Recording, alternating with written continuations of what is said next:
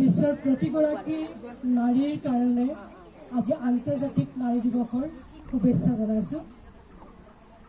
Eucalyptus গছৰ দৰে ওখ হ'ব বিচৰা সত্তাটিলৈ শ্ৰদ্ধাঞ্জলি জনাই আজি মই আলোচনাৰ বিষয়ে আগবাঢ়িছোঁ।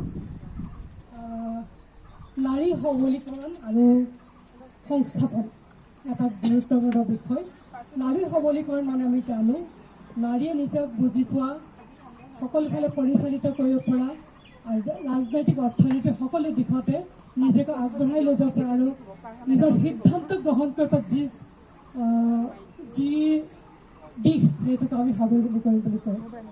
নাৰী সবলীকৰণ হ'বৰ কাৰণে প্ৰথম আহিলা হৈছে শিক্ষা, যাক প্ৰথম আহিলা হিচাপে আমি গ্ৰহণ কৰি শিক্ষা নহ'লে আমাৰ সংস্থাপন নহ'ব, অৰ্থনৈতিকভাৱে আমি নাৰী উপযুক্ত হ'ব নোৱাৰিম।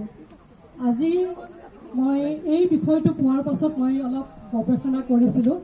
এখন MIT ইউনিভাৰ্চিটিৰ এখন মই পেপাৰ বা গৱেষণা পত্ৰ পঢ়িছিলোঁ। তাত লিখা আছিলে আমাৰ কৰ্মদক্ষ ইণ্ডিয়াৰ প্ৰেক্ষাপটত মানে যিটো কৰ্মদক্ষ নাৰী হৈছে 40.3% আৰু 76% হৈছে আমাৰ পুৰুষাকৃত সমাজে এই কৰ্মক্ষেত্ৰখন চলাই আছে।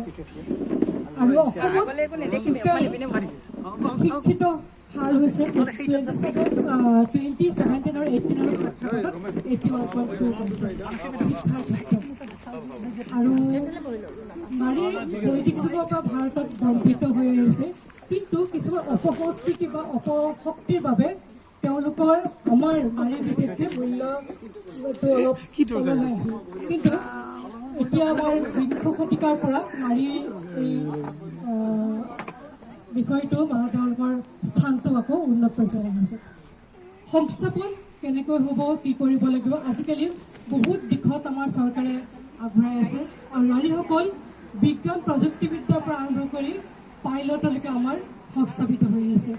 এখন সমাজ আগুৱাই ল'বৰ কাৰণে আমি বিনিয়োগৰ দৰকাৰ, শিক্ষাৰ ক্ষেত্ৰত বিনিয়োগ কৰিব লাগিব। এই বিনিয়োগটো নাৰী শিক্ষাৰ ক্ষেত্ৰত যে বিনিয়োগ কৰি তেতিয়াহ'লে এখন সমাজৰ উন্নতিৰ কাৰণে বিনিয়োগ কৰা হ'ব। আমি সকলোৱে দেখি আছোঁ আজি আমাৰ চেল্ফ হেল্প গ্ৰুপ আছে, বহুত গ্ৰুপ কিছুমান খুলি দিয়া হৈছে। সেইখিনিৰ পৰা আমাৰ কুটীৰ শিল্পৰ পৰা আৰম্ভ কৰি বয়ন শিল্পলৈকে সকলোবিলাকৰ পৰা আমাৰ বিভিন্ন চৰকাৰী ক্ষেত্ৰৰ পৰা বেচৰকাৰী ক্ষেত্ৰত আমাৰ নাৰী নিয়োজিত হৈ আছে। আৰু এখন সমাজ যেতিয়া আগবাঢ়ি যাব, যেতিয়াই নাৰীক উচ্চ আসন প্ৰদান কৰা হ'ব। সেইকাৰণে মই ভাবোঁ 33% সংৰক্ষণতকৈ সম অধিকাৰ আমি দাবী কৰোঁ, নিজকে শিক্ষিত কৰি আহোঁ, কৰি তোলোঁ। প্ৰতিগৰাকী নাৰীৰ কাৰণে প্ৰতিবন্ধক নহয়, তেওঁলোকৰ কাৰণে বিনিয়োগৰ বাট মুকলি কৰোঁ। এই আশা ৰাখিয়ে মই এই কেইটামান কথা ক'লোঁ। আপোনালোকক আৰু ৰ'দত অশান্তি নিদিওঁ। ধন্যবাদ সকলোকে।